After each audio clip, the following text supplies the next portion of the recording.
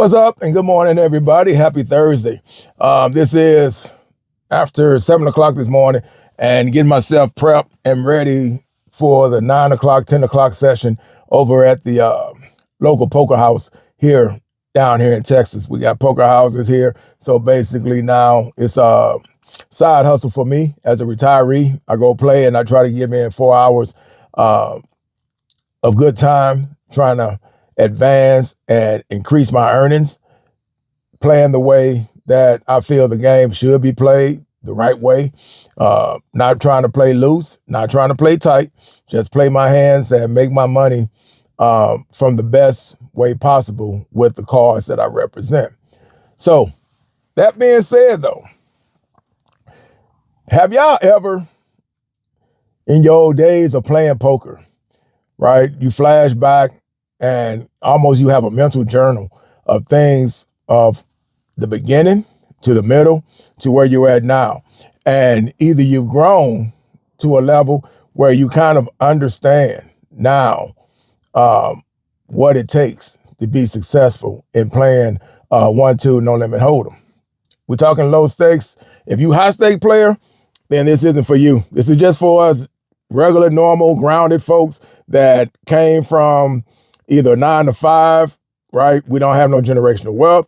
We don't have any type of income coming in that's making us feel that if we lose our money, that is no big deal. No, we are players that actually try to say, what do we do to make the best possible earn as a side hustle in the poker game? Like somebody said, if you get $75, that's a win. If you get a win, that's a win. Right? Anytime you can leave out of that building and the plus side of what you came with, that's always a win.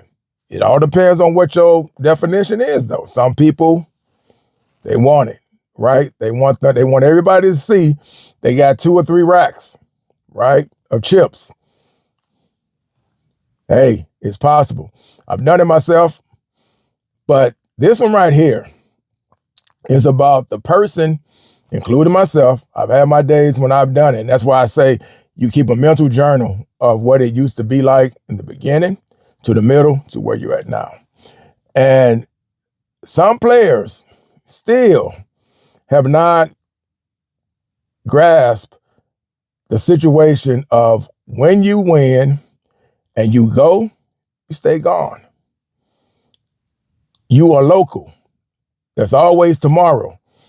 If there's always tomorrow and you understand that, which some of these players don't, because this is going to my point. Have you ever got to know somebody at the poker room, if you are local, and you basically know everybody by name, you know their personal side of themselves and things like that. They've talked about their grandkids, they've talked about their family. You know them. This isn't traveling to a casino and then you just sit down with a bunch of people you never seen before and you just sit there and say, hey, how's everybody going? And then you just sit, as you're sitting there throughout the day, you'll probably get to know some of the people. But when you're playing local, you pretty much know everybody in that building to a certain degree, right? You've seen them on a daily basis. So again, what I'm asking and where I'm going with this is, have you ever, somebody you knew, you play, you left, that person was up, you leave out the building, you go home, and you just tell yourself, okay, I'm not going back, I'll go tomorrow. Well, that person that was still there, they left on top, and let's just say they was there in the morning, and they played from 10 o'clock, and they left at 2. They were up really good, had a lot going on. Everybody was like, good win. We all say that. We tell them, hey man, good day today. Enjoy it. They walk out, they tell everybody bye. And then they come back in the evening after 7 because the night games are about to start. And when the night games start, it's a whole different ball game, right? You're going to have the youngsters that's getting off work. You're going to have these are the young-minded thinkers right? That used to be like us. They're what we used to be. We're older now. They're the young guns. So they're coming in with that testosterone, the whole nine. They coming in to drink. They just got done leaving their lady, right? They just got done wherever they were hanging out at. And now they're coming in to gamble, right? And when I say gamble, that's what I'm talking about. They're coming in to gamble. Now, the player that had a great day in the evening, during the daytime session, decided he or she wanted to go back in the evening time session. They get on the table, they buy in for whatever they want to buy in, because in the evening time, all bets are off. You can buy in pretty much the match stacks. So if you buy in and somebody's saying, hey, they sitting on 600 and you say, hey, I want to match that 600, you can do that. If you just want to buy in for the 3, you can do that. You can be comfortable. They take their winnings. And I'm only laughing because I am a person that's done that myself. So anytime I'm talking about something, believe me, if I'm talking about it, it's never about someone. It's mainly about all of us because we've all done it. So don't ever try to act like you've never done that before. We're not perfect. But when we get older, man, you have to understand that sometimes accept what you got and live with it and come back tomorrow. It's local. So they come back, they sit down, and what they won earlier, let's say they bought in for 3 and they walked out with 8. That's $500 on top in one day. It's $500 win. They go back, they sit down, they get into it with them young guns, and young guns are wild. They can sit at the table, and I'm sure y'all have seen it. I know in our area, we see it. And what they do is they will sit down, and because they know the guys at the table, they'll sit up and they'll be talking, and they'll say, hey, man, if everybody fold, I go in with you blind.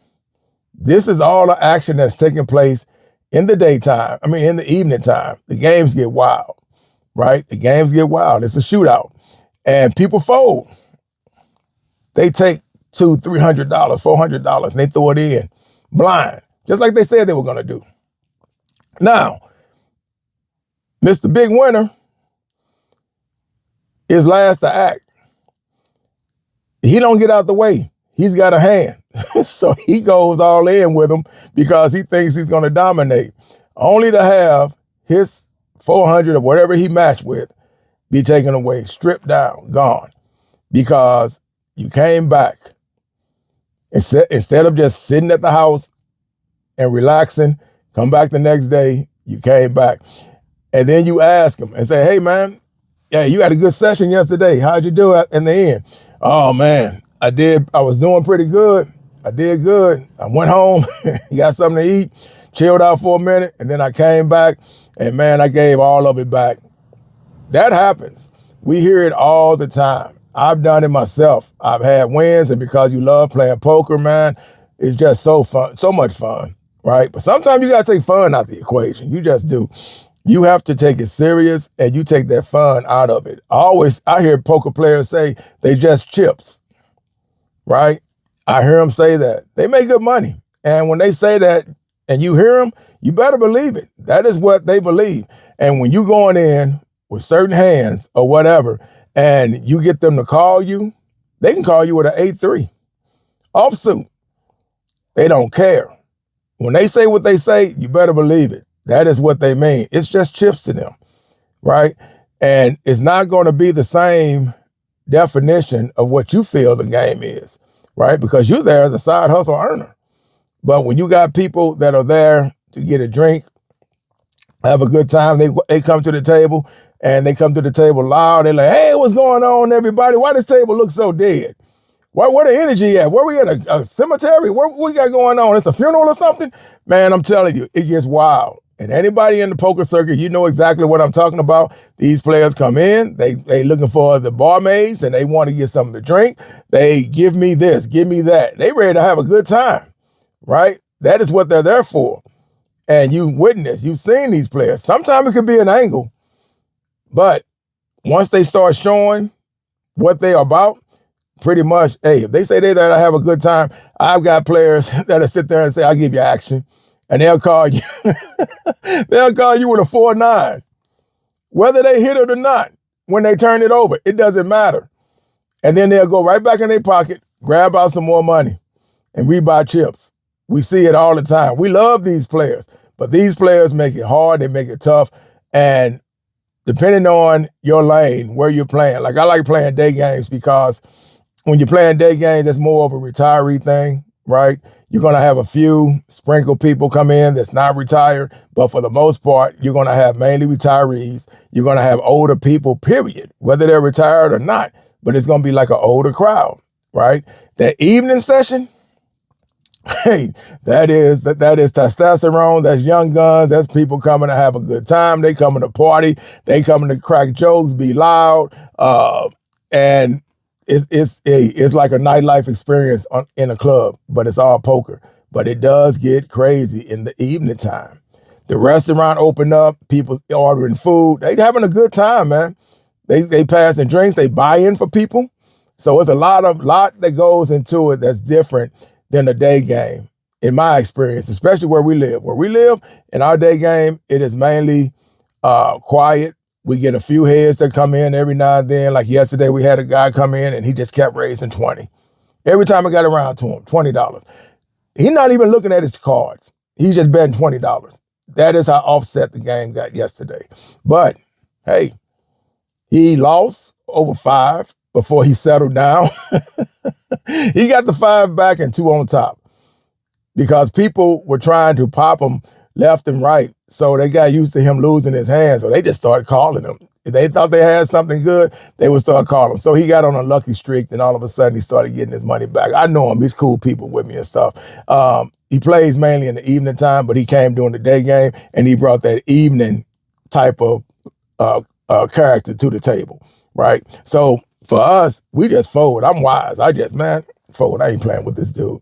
Wait till the button gets right. Wait till I get in good position that if I can make a move, I'm going to make it.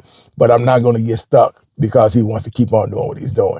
And that is what took place yesterday. But yeah, how many players do you know that do this? They walk in, they win, come back, lose it all. I got one more story, and then that's it for me on that one. A guy played PLO. 8 o'clock is when the game started at night. They pretty much play all through the night. And he was, from what I gathered, he was running the table, big stacks. So Saturday went into Sunday. And Sunday, I looked online and I saw they had a table going. So I said, okay, well, let me get up there. Tables, they got a table going right now. I'm ready. Let's go. So I get up there and it's still the PLO game. It's what they're playing. They're playing PLO. No, when I got there, they changed it over to bomb pot PLO, right? But they were going 5-5. So, and no cap. 5-5, no cap. So they asked me, did I want to get in? I was there to play 1-2, but I saw the chips and I said, yeah, let me get in. We're doing bomb pot, right? So bomb pot, you can see you're going to see everything first before you bet. You come in with 5, right? And then they're going to lay out. Damn, why am I having a hard time now? They're going to lay out the flop, and you're going to see 2 flops before you see anything else, before you start betting. So it's not PLO, it's PLO bomb pot. Bomb pots, you're going to see everything first. If it's PLO, then you only get 4 cards, and then you start your betting by your hand, right? You don't even see the flop yet. But if you're doing bomb pots, then you're going to see the flop first. So anyway, they were playing 5-5, and I said, yeah, I get in because, hey, I got an upper hand I can see, and I'm good at bomb pots, so let's go. My first 300, I got in, and like I said, there's no cap. So I got in my first one, and pretty much, man, I had a great hand, and I lost probably like 225 of it, right? I lost the first one. I had a good hand, though. Started out great, and it turned into somebody getting quads or something like that, and that's how I lost. I had a boat, I think, and the person wound up getting quads, so I lost that part. Rebought, and I got my money back plus some. But the guy that was there all night that had well over $2,000 to $3,000 in front of him because we're playing no cap. Another guy came in that morning just like I did. We fresh. So he comes in and this guy been playing all night. So instead of him calling it the morning and getting up out of there, he wanted to keep going. Man, when I tell you, we sat down and this guy played all night. Within 30 to 45 minutes of straight bomb pots, he lost everything because he kept getting good hands, but they wouldn't hold up. And we were throwing chips in, right? So we were playing and he would just call because he had the stack, but that stack got smaller and smaller.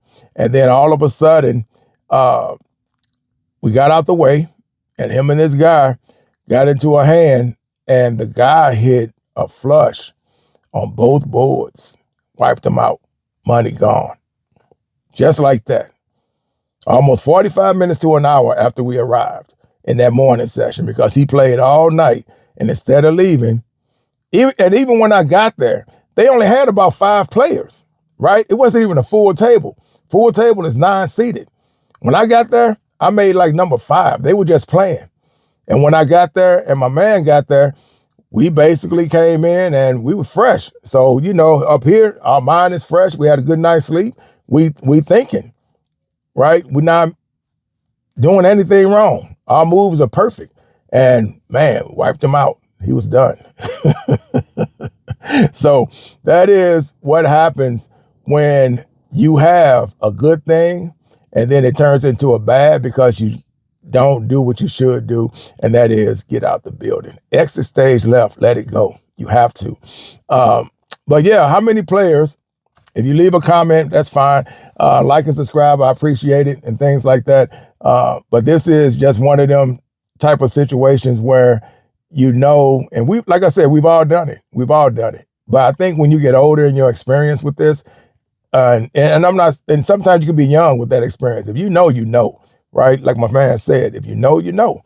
But in the experience of this, when you do get older, you should have enough clarity that you understand what you're getting yourself into. And you should know when it's time to hit that, you know, and say, time, we out. Let's go. And live for tomorrow, another day. It's always there, especially when it's local. Remember that. It's always there. So, but how many of you, including yourself, if you've ever done that, and kick yourself and punch yourself and just can't sleep because you're thinking, why, how, what just happened? 2,500, I only bought in for 3. I only bought in for 2. I ran it up. What was I trying to accomplish? Why didn't I leave? Right? Why did I stay? You have to think about that. And you always have to just say, hey, accept the win. We love the game. We love it.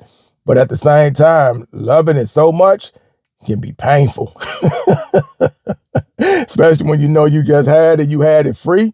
You know how hard it is to win that type of value in a poker game, especially 1-2, low stake hold'em, to get that and then lose it, right? And then just lose it. That is why you have to accept that gift, that blessing, and get yourself out of there. You making money that people have to go to work and take crap off the boss, right? To see that type of money.